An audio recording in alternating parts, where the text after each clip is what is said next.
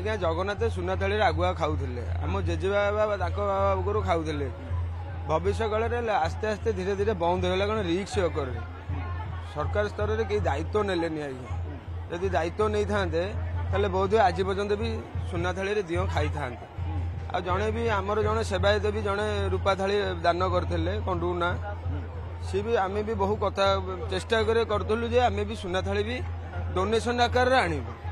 लोक सबू निजुग देवे बोली कथबार्ता होते किसी पब्लिक भी आज्ञा कहते आम कि हस्तर आम दान करूँ सुना थाली होकर दियों पाखे लगी हो धीरे धीरे बंद हो जाइए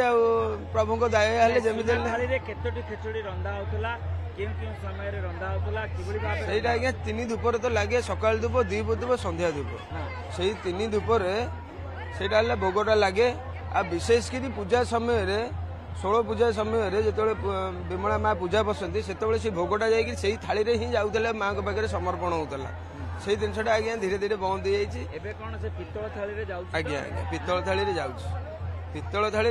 सुना थाली कह जाए महाप्रभु सुना ठाकुर सुना थाली खाती सुना थाली से नहीं कौन धीरे धीरे कालक्रमे आस्ते आस्ते बंद हो जाए कारण सब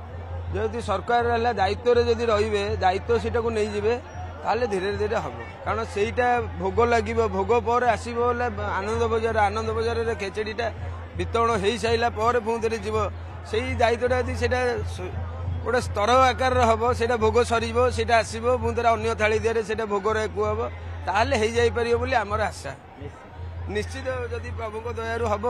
समस्त ओडावासी कहे ताले निश्चित आज्ञा